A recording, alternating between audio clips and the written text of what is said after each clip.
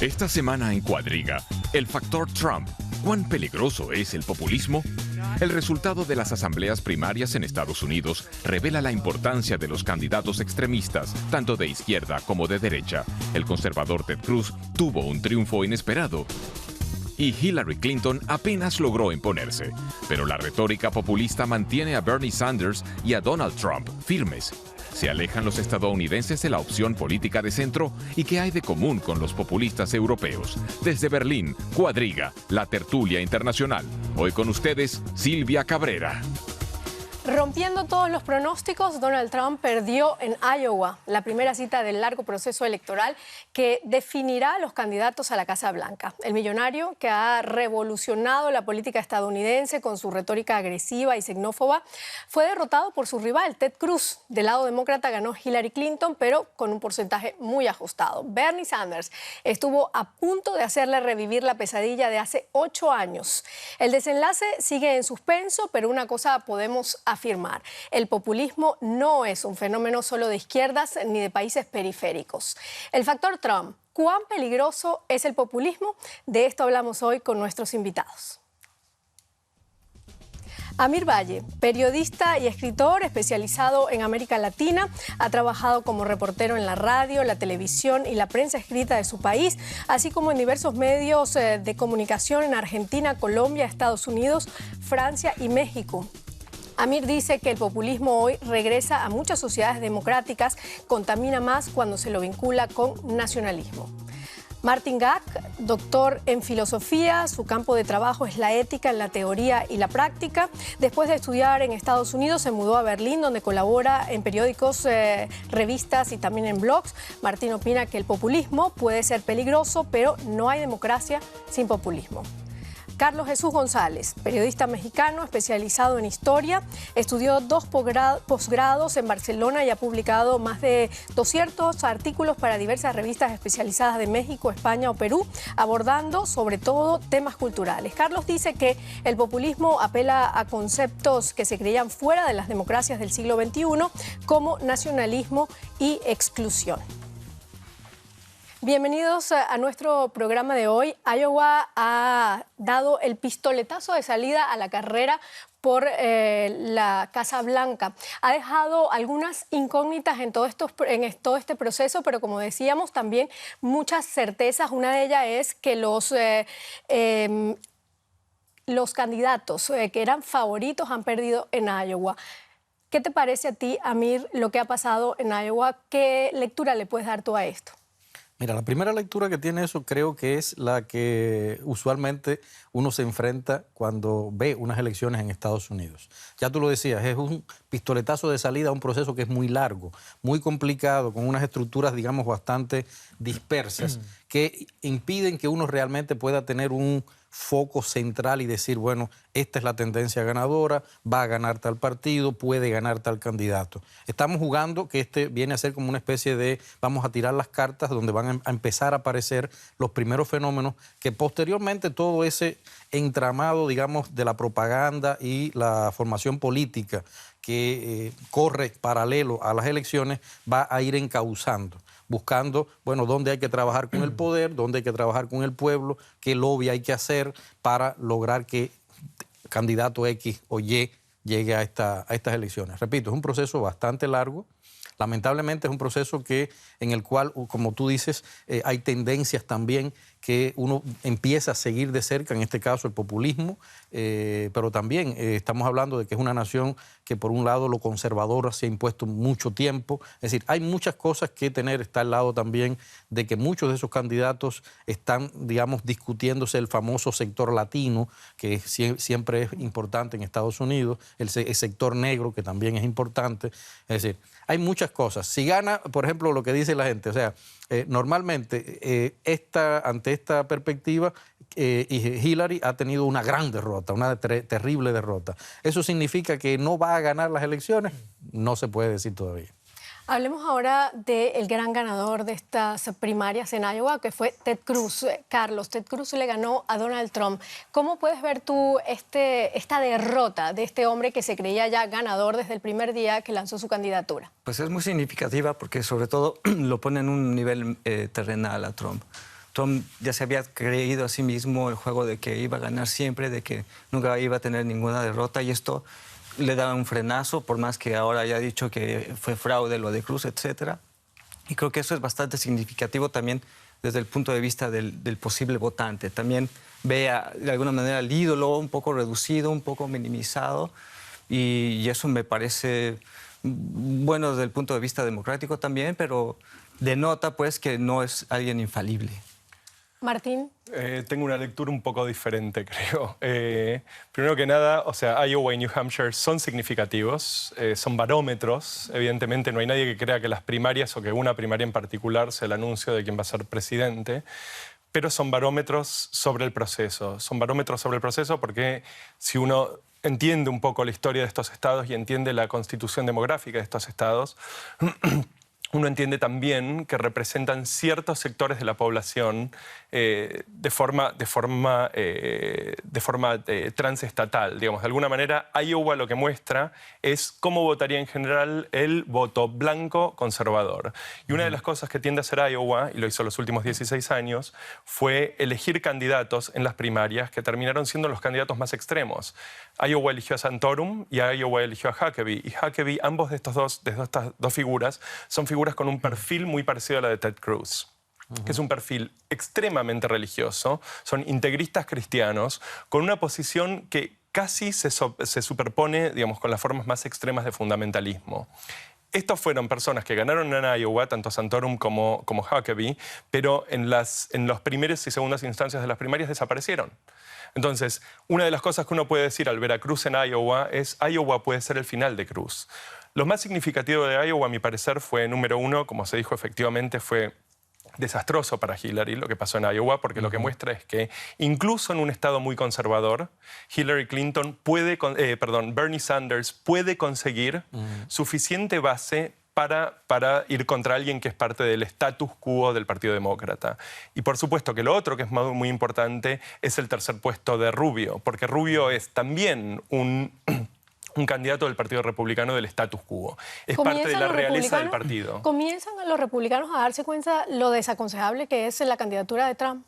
No, creo que no existen los republicanos, digamos. Lo que tenemos son es un crisol de diferentes elementos con diferentes intenciones, con diferentes costados étnicos, costados demográficos, costados económicos, características sociales, características culturales. Entonces, cuando se encuentran con cierto tipo de candidatos, reaccionan de cierta manera. Lo que vemos en Iowa es cómo reacciona a las formas más conservadoras del cristianismo estadounidense, evangelicalista en general, frente a candidatos como Trump, que es básicamente, no nos tenemos que olvidar en ningún momento que Trump es un candidato de New York. O sea que Trump, en última instancia, es alguien que no representa el aparato conservador. ¿Cómo reacciona ante alguien como Trump, como Cruz y como Rubio? Claro, y Cruz además era el candidato de los evangélicos. Hablamos de la derrota de Hillary Clinton. ¿Qué le pasó a Hillary Clinton ahora? Ganó solamente 23 delegados, Amir, solamente 2 más que Bernie Sanders. ¿Qué pasó con ella? ¿Se desinfló la campaña de Hillary? No, yo no creo que sea desinflado. Creo que estoy de acuerdo con lo que dice Martin, que es muy interesante que en torno a estos candidatos hay, digamos, un grupo de situaciones a las que hay que seguir de cerca. Hillary Clinton, lamentablemente, en los últimos tiempos ha tenido vamos a decir, una pérdida de credibilidad en relación con, digamos, algunas gestiones de Obama que dentro de Estados Unidos están siendo muy criticadas, a pesar de que él ha hecho, digamos, vamos a decir, acto de presencia, ha dicho, aquí soy yo el presidente, voy a hacer esto, incluso pasando por encima de lo establecido en algunos casos. Esa culpa también le ha caído a ella, sobre todo. También le ha caído mucha culpa, sobre todo por la política exterior de Estados Unidos, que digamos que la ha manchado. Cuando uno lee, digamos, sobre todo, vamos a decir, lo que más normalmente uno lee cuando busca a Hillary Clinton, que es los periódicos escritos por el sector negro y el sector latino, que son dos sectores en los que ella se siente muy apoyada, uno se da cuenta de que dentro de ese apoyo que ella recibe hay críticas muy claras a determinados procesos que son como anuncios de esto tú no lo puedes hacer si quieres llegar a tal cosa. ¿Hasta dónde eso es un paso de cuenta, un ajuste de cuenta de que le están haciendo? repito, yo no me atrevo Muchos a... muchos expertos dicen que Hillary es la eterna perdedora. La eterna perdedora, exactamente. Y además es la eterna, o sea, una de las claves que más se nota, sobre todo en la prensa negra, es que ella es la que carga con los errores de la nomenclatura. Carlos, en este caso. Sí, o sea, si a mí me preguntas, puede que no haya obtenido no haya sido el voto tan favorable como esperaba, pero en cualquier caso mi pronóstico es que ella va a quedar como nominada. No es una derrota, no creo que sea una derrota total. Pero creo que más bien la subida de Sanders también evidencia un descontento social que existe. Exactamente. Y al cual hay que, de alguna manera, el candidato que quede tiene que hacer caso, tiene que escuchar. Parte del problema con Hillary Clinton es que simplemente es una figura que no es querida. No es querida a la derecha y no es querida a la izquierda. Y hay dos instancias más. Realmente, yo creo que para el común de Estados Unidos, para la opinión pública, realmente su política internacional no es importante, porque creo que en general para el público estadounidense la política internacional es importante cuando hay una guerra enfrente o cuando hay una cuestión con precios de commodities. Pero en otras situaciones en general no es una cuestión de importancia. El problema de Hillary es que Hillary sigue siendo parte del status quo, de la misma forma que se ve a Rubio, de la misma forma que se ve a Jeb Bush. Estados Unidos es en este momento un país en crisis de todo tipo, pero principalmente crisis institucionales y crisis económicas. Entonces, una de las cosas que uno ve en Hillary Clinton, cuando Hillary Clinton tiene relaciones íntimas con JP Morgan y los bancos neoyorquinos, sigue levantando dinero de sus bases, o sea, su base financiera es el lobismo financiero, mientras Bernie Sanders, de hecho, no tiene ni lo que se llama Super PAC. El Super PAC es la estructura financiera que soporta al candidato. Bernie Sanders está sacando plata básicamente de donantes. ¿Qué tan fuerte cala este discurso de Bernie Sanders en esa sociedad que tú acabas de decir está descontenta con la situación que se vive actualmente? Evidentemente es una ola. O sea, yo creo que minimizar a Sanders es el peor error que cualquier analista político puede hacer en este momento. No solo cala, sino que tiene algo que tenía Obama. Clinton básicamente funciona un poco y se mueve, y lo vemos esto porque su estrategia de campaña se mueve un poco sobre el carisma de su esposo. Bill Clinton sigue siendo Elvis Presley. Bill Clinton entra y yo lo he visto esto en primera mano porque he trabajado en campañas del periodo Obama. Clinton entra a un evento y es más o menos lo que vemos con Trump. Hillary entra a un evento y uno la ve hablar, incluso sabe que no tiene un elemento carismático. Bernie Sanders no es necesariamente carismático, es un hombre que habla con un acento judío de Brooklyn sumamente fuerte y sumamente claro, pero es alguien que evidentemente está mandando el mensaje que refleja la realidad que mucha de esta gente en Flint, Michigan, en New York, en lugares del sur, ve todos los días, que no hay suficiente plata, no hay plata para comer, etcétera, etcétera. Esto lo hace viable. Bueno, en este sentido, de alguna manera, se parecen Trump y Sanders, en el sentido de que hablan por esas voces que no están de acuerdo con el establishment, con el status quo. Claro. Sí, pero hay una diferencia, pero hay una diferencia en el diagnóstico. Cuando Bernie Sanders dice que es inviable mantener un sistema económico en donde los trabajos se estén exportando y la clase media esté siendo erosionada por la destrucción de trabajos propios y que esté desapareciendo el Estado, etcétera, etcétera, no es lo mismo que cuando Trump se para, digamos, frente a un podio y dice cosas que realmente no hay otra forma de llamarlas, demenciales, que no tienen relación alguna con la realidad. Bueno, en todo caso, el primer sorprendido con Iowa debió ser Donald Trump. Durante toda la campaña para las primarias tuvo siempre un discurso triunfalista, promocionó su récord en los negocios y su riqueza, manejó a su antojo las redes sociales, insultó a los mexicanos, a los musulmanes y nunca además se retractó de ello. Trump ya perdió en Iowa, pero sigue de favorito en New Hampshire. Ahora, con este primer golpe seguramente habrá aprendido que la carrera hacia la Casa Blanca es más que un reality show. Veamos. Frases sustanciosas. Por eso los estadounidenses aman a Donald Trump. Arremete contra las élites políticas o contra los inmigrantes mexicanos. Traen drogas. Traen crimen. Son violadores.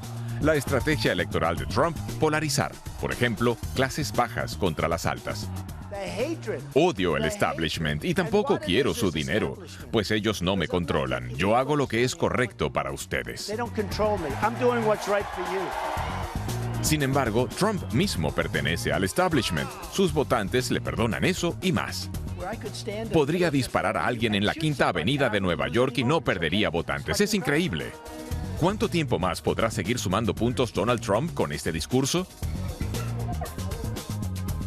Bueno, eso realmente es una buena pregunta. Ya se ha echado encima a buena parte de los latinos en Estados Unidos que cuentan a la hora de decidir quién es el presidente o el nuevo inquilino de la Casa Blanca. Carlos, ¿cuánto tiempo más se puede seguir Donald Trump con este discurso? Yo pronostico que sí ganará New Hampshire, pero llegará el momento en el que tenga un coto, sobre todo cuando llegue a sectores de población que no están de acuerdo con su discurso, con el voto latino, con el voto afroamericano.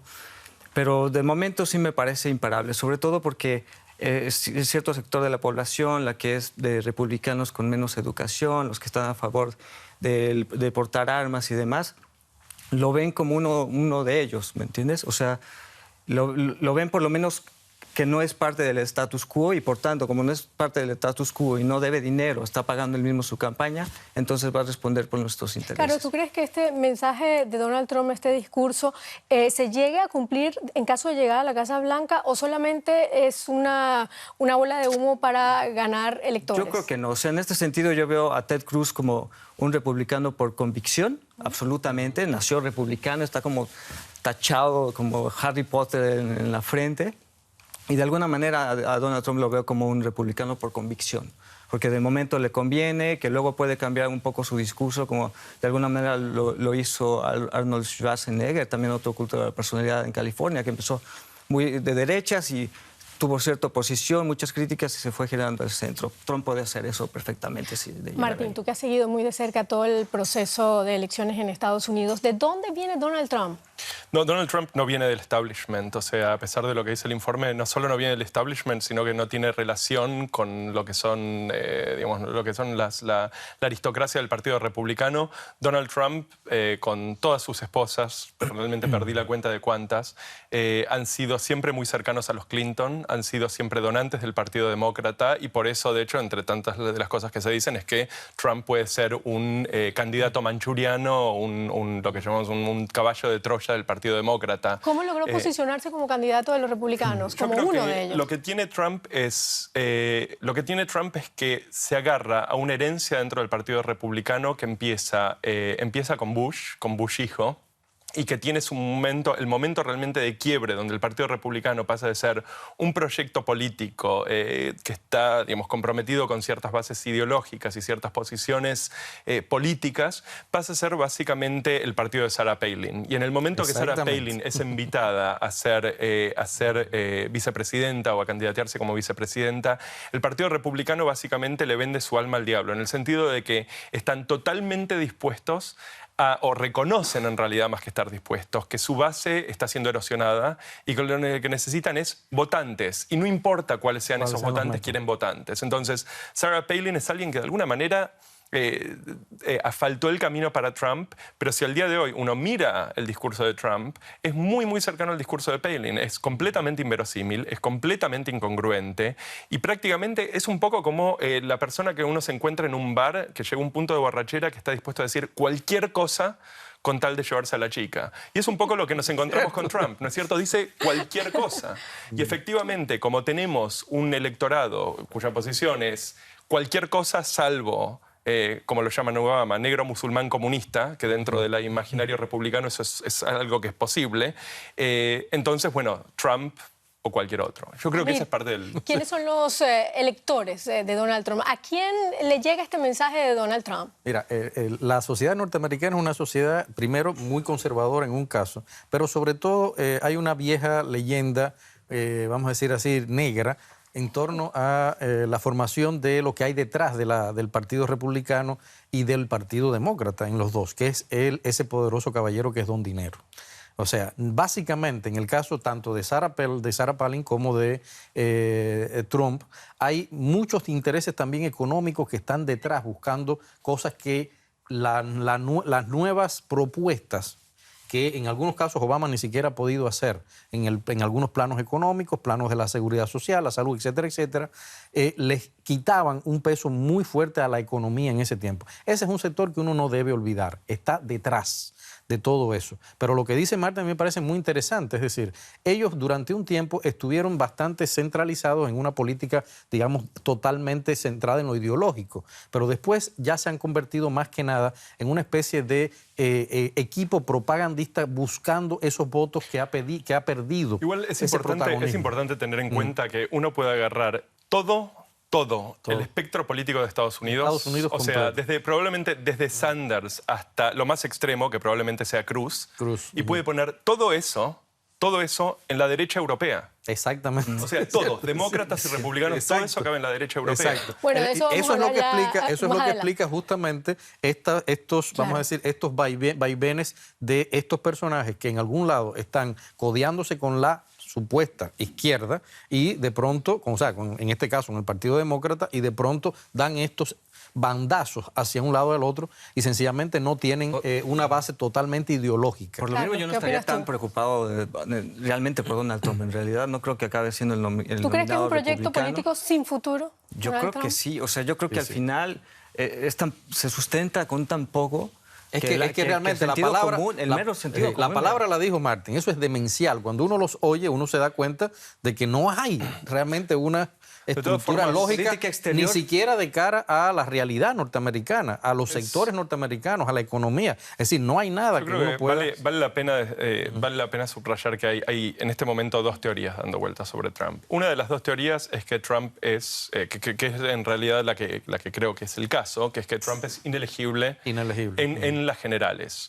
Y que esto quiere decir que es el mejor regalo que se le puede hacer a los demócratas. Pero por otro lado, lo que también es cierto, y de esto no hay que olvidarse, es que Trump es capaz, y lo hemos visto en las estadísticas, de conseguir votantes demócratas. Exacto. Puede conseguir votantes demócratas, cosas que para alguien como Rubio o para alguien como Cruz sería simplemente imposible. Y esto quiere decir que en ese sentido, por lo menos, Trump se vuelve un poco más, estadísticamente al menos, se vuelve más peligroso. Yo creo que en última instancia es inelegible. ¿Y estos demócratas que pudieran votar por Trump es porque están hartos ya de la política tradicional, de los políticos tradicionales? El problema es el siguiente, el problema es... Estados Unidos en el día a día, yo creo que para entender un poco la política estadounidense uno tiene que ver también cómo es el entramado del día a día y la vida diaria del ciudadano promedio.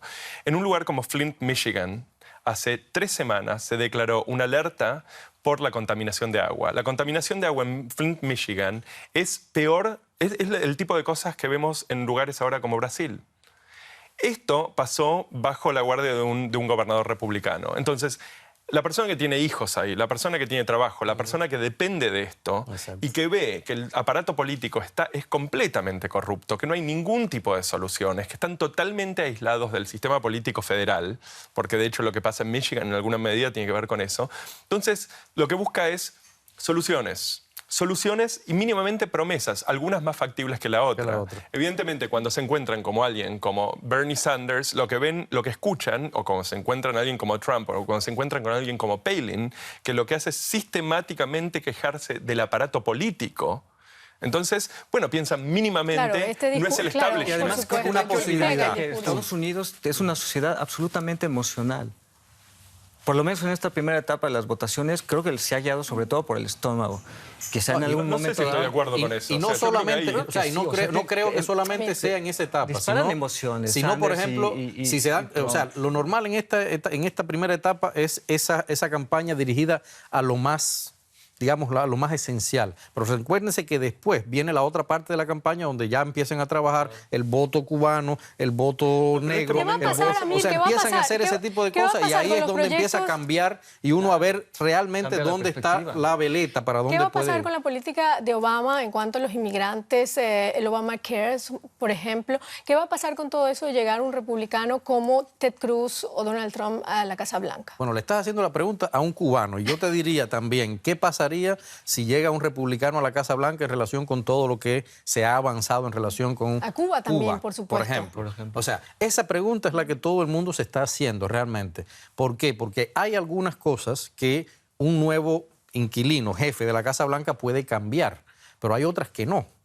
Es decir, hay muchas que obviamente ya la otra administración las va a tener que asumir. Pero hay que recordar, por ejemplo, en el caso de Cuba, en el caso de Miami, sobre todo de toda la zona de la Florida, donde el voto hispano es muy fuerte, están ellos preocupados por si viene un voto no demócrata, porque puede echar detrás muchas cosas que se han logrado tanto para la isla como para el otro lado. De todas formas, el tema principal, básicamente con un presidente republicano, los republicanos vienen en todo tipo de sabores y colores, con lo cual, obviamente, si alguien como Trump termina en la Casa Blanca, Trump es alguien que realmente, yo creo que en última instancia, si es un republicano de New York. O sea, probablemente pro-gay, pro-apertura a Cuba, etcétera, etcétera. Sí, si ese fuese el caso. El problema grave de tener republicanos en la Casa Blanca son los jueces de la Corte Suprema. Esto es lo más importante, más severo y más delicado en este proceso. Estados Unidos es un sistema que funciona, realmente es un sistema tripartito donde los poderes se controlan unos a otros.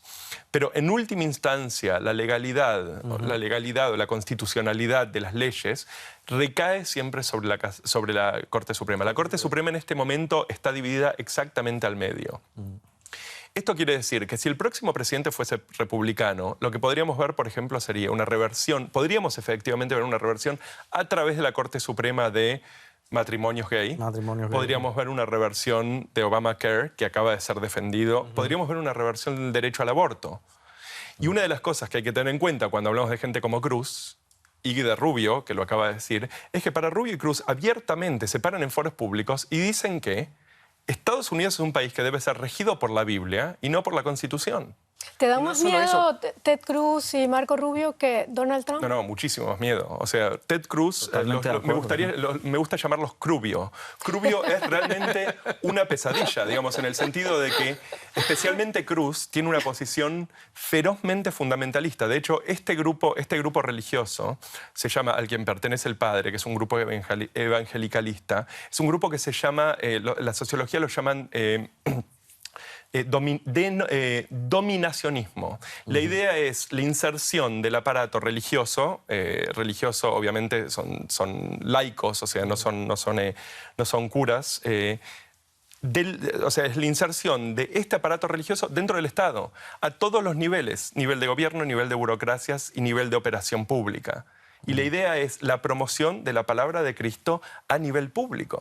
No, nada más eso, Martín. Tanto Rubio como Cruz, por ejemplo, son negacionistas del cambio climático. Aunque el 90% de los científicos del clima digan que existe y que es real, ellos dicen que no. Entonces, además, quieren construir el oleoducto famoso entre Estados Unidos y Canadá. Por no hablar de la reforma migratoria. De esas nos podemos olvidar con ellos dos. Escuchando a Martín, Amir, lo que hay entonces acá en los Estados Unidos es un pulso entre los políticos tradicionales y estos políticos que están emergiendo con un discurso completamente distinto. En el caso de Trump, por ejemplo, contra la inmigración, el mal de todos los problemas en Estados Unidos, y Sanders en contra de, por ejemplo, Wall Street, que es el que ha llevado a Estados Unidos a esta crisis que está viviendo.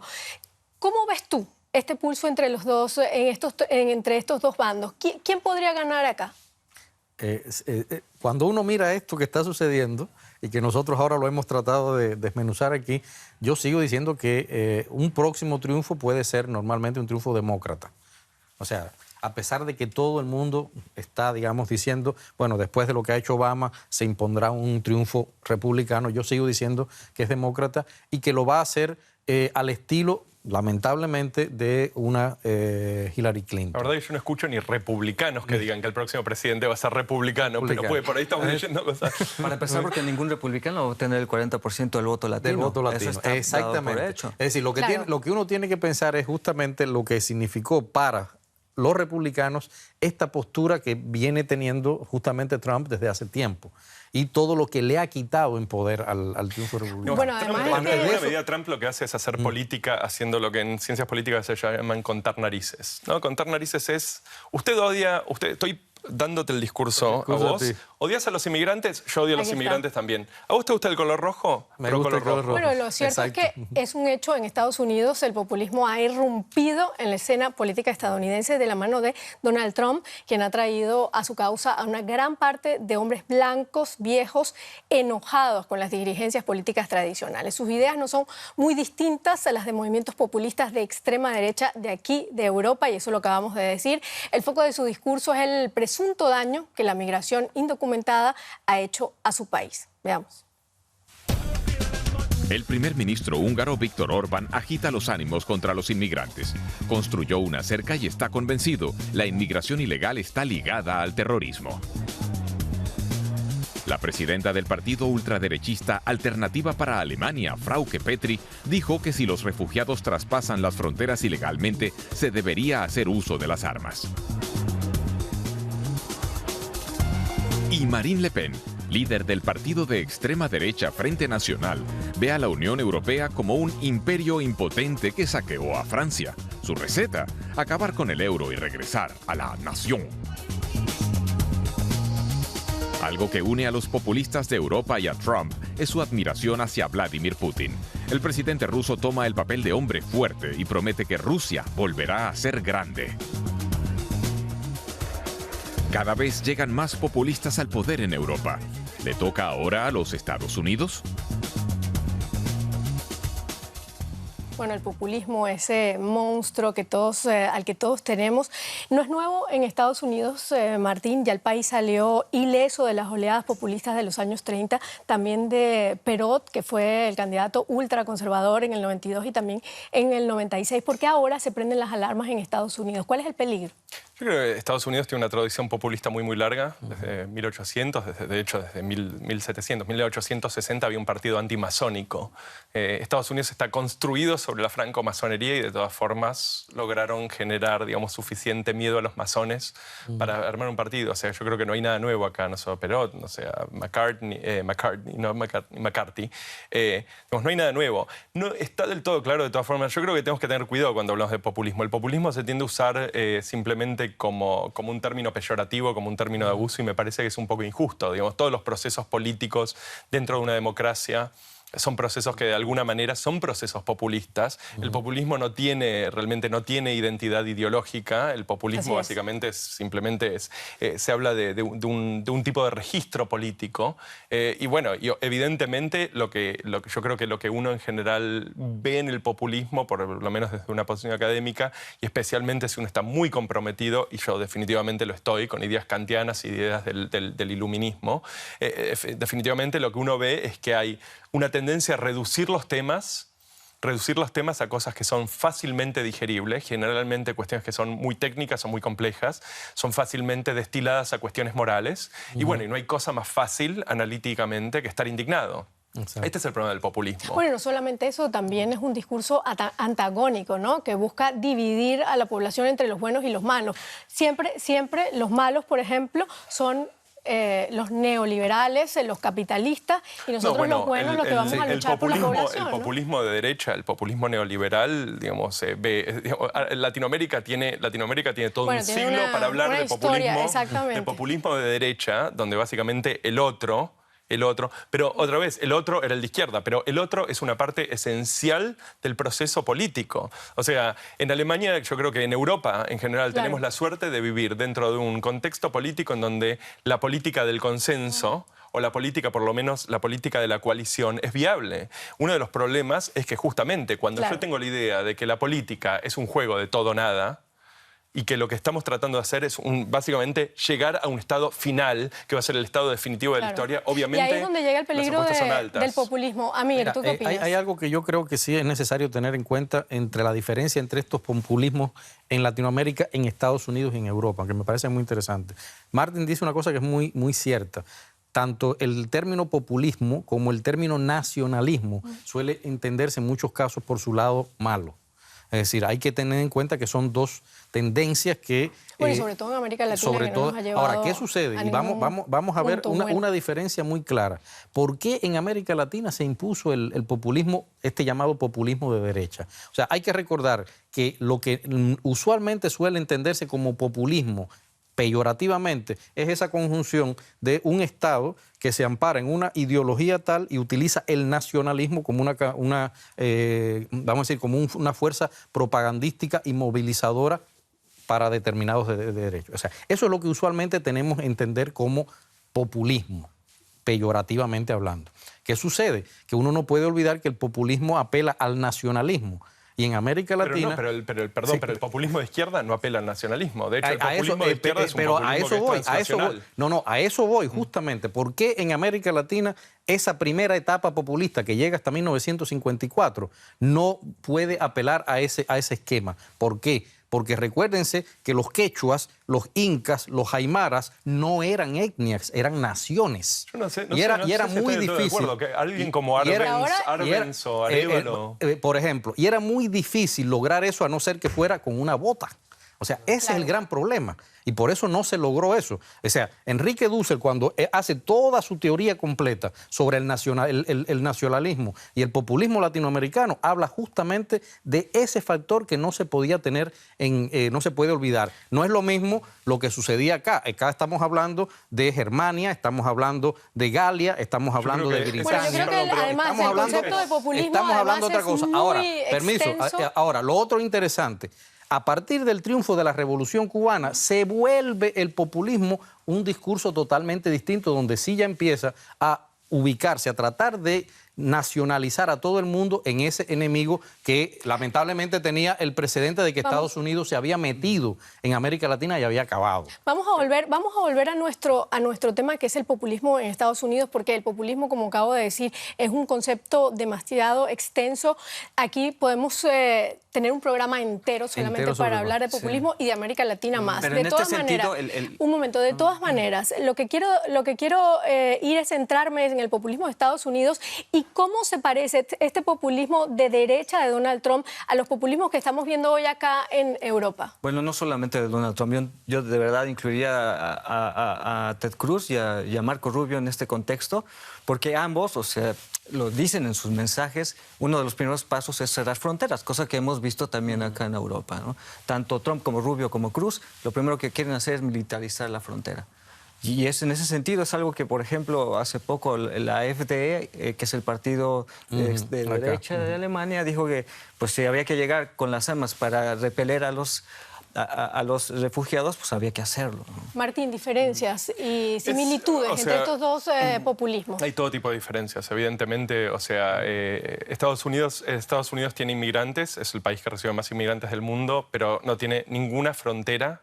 O sea, no tiene ninguna frontera donde ellos consideran que tienen refugiados. Evidentemente uno puede argumentar que todo lo que llega desde la frontera sur son refugiados, pero más allá de eso, lo que es interesante y yo creo que es muy, muy significativo es que si uno realmente presta atención, y por ahí hay que prestar bastante atención, pero al discurso de publicaciones como Breitbart en Estados Unidos, Drudge Report, todas estas publicaciones que son realmente publicaciones estándar, estamos hablando de realmente mitad del camino, no son extremistas del Partido Republicano, sino que es el Partido Republicano, y escucha el tipo de discurso sobre inmigración, uno lo que se encuentra es básicamente un calco de la extrema derecha europea, de la más extrema derecha europea. O sea, Cruz cuando habla, o Trump cuando habla, y son candidatos mayoritarios, hablan como Le Pen, hablan como Orbán, hablan como Wilders en Holanda. Entonces, esta es una de las características, yo creo, de este tipo de populismo, Pero Vamos que es un populismo en democracia, más que nada. Nuestra última ronda de preguntas con el tema central del programa, que es Factor Trump. ¿Qué tan peligroso es el populismo para Estados Unidos? Amir. Yo no creo que el populismo sea una tendencia a considerar. Realmente no lo creo. O sea, sí es interesante que haya surgido, como se ha dicho, ha demostrado, entre otras cosas, que hay un descontento de algunas cosas, pero no creo, primero, ni que se imponga, ni que triunfe, en lo absoluto. No creo que tampoco haya que tenerlo, digamos, haya que apartarlo y dejarlo de mirar, ¿no? Sobre todo porque lo que tú decías, es decir, estas figuras, Ted Cruz y Marco Rubio, que, digamos, aparecen a la sombra de Trump en los últimos tiempos, han venido desarrollando una carrera, es decir, los vamos a tener en el futuro y son netamente defensores de esa tendencia. Carlos. A mí me parece peligroso y además a Trump también añado nuevamente a Cruz y a Rubio por esta exclusión hacia el otro, ¿no? Esa exclusión hacia el otro que pueda ser muy específico, hacia esos 12 millones de indocumentados que hay en Estados Unidos. Serían como las primeras víctimas de que ganase algún republicano el poder. Martín. Yo creo que es peligroso. Yo creo que es peligroso. De hecho, creo que el populismo en general es peligroso. Creo que o sea, es esencial el ejercicio de razón individual y autónoma dentro de los procesos políticos. Me parece que la política del estómago es extremadamente peligrosa, la pornografía emocional es extremadamente peligrosa, y uno de los problemas que creo que hacen la situación en Estados Unidos tanto peor es que realmente hay un grado de falta de alfabetismo político y alfabetismo científico a nivel población en Estados Unidos, que hace básicamente cualquier tipo de aseveración, no importa qué tan bizarra, viable como parte del discurso de la descripción de lo que es el mundo. Esto quiere decir, en Estados Unidos en el 2003, 33% de los votantes creían que Estados Unidos había encontrado armas de destrucción masiva en Irak. Esto era falso, pero de todas formas, cuando 33% del electorado cree esto, evidentemente esto se transforma en legislación. Y alguien que sale a decir, ahora tenemos más motivos para invadir Irak, o más motivos para ocupar Irak, porque se han encontrado armas de destrucción masiva, simplemente lo que hace es apoyarse sobre la ignorancia popular o la ignorancia pública y la para poder desarrollar proyectos. O sea que este discurso entonces de Donald Trump puede calar fuerte en este electorado estadounidense. Yo creo que ha calado fuerte. Yo creo que lo que hemos visto es que ha tirado, ha agarrado y ha movido el centro gravitacional del Partido Republicano a la derecha. Y eso quiere decir que en algún punto, hace 3 meses, competían para ver quién podía decir algo que fuese más demencial y más bizarro. ¿Está preparado los Estados Unidos para recibir, por ejemplo, a un Donald Trump en la Casa Blanca? No lo creo. Yo te digo, soy totalmente pesimista y no creo que lo logren. Primero porque allí todo proceso nacionalista y populista se va a enfrentar con que estamos hablando de un país donde primero está ese fuerte sector latino, pero además está el sector negro afro-norteamericano que es norteamericano. Eso no lo se puede tener y es una gran mayoría en Estados Unidos. Sí, pero también es muy conservador en muchos sentidos. Sí, o sea, el voto negro es muy conservador. Es muy conservador, pero se va a oponer a la mayoría blanca que representan esta gente. El proceso todavía es largo, apenas comienza con Iowa. El próximo martes son las elecciones en New Hampshire y ahí vamos a ver qué va a pasar. No olviden escribirnos a través de nuestras redes sociales para compartir su opinión sobre este programa y sobre todos los programas de DW Deutsche Welle. Muchísimas gracias por estar allí con nosotros. Hasta luego.